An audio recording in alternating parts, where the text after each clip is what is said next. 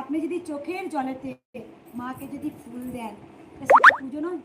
আপনারা অনেকে আমাকে বলেন মা গো আমি প্রত্যেক সব সময় 108 বার করে জপ করি কিন্তু আমি কিছু পেলাম না। আমি বলি মাকে ভক্তি ভরে ডাকো, কিন্তু আপনারা জানেন না কোনটা ভক্তি বলে। জানেন কাকে ভক্তি বলে? জানেন কাকে ভক্তি বলে? আপনারা তো বলেন আমি তো মাকে বেশ ডাকি, স্নান টান করে শুদ্ধ কাপড়ে 108 বার ডাকলাম। যখন আপনি ডাকেন তখন কিছু চেয়ে নেন, এটা কি ভক্তি বলে? না। যখন আপনি মাকে পুজো করবেন মায়ের জন্য কাঁদতে হবে।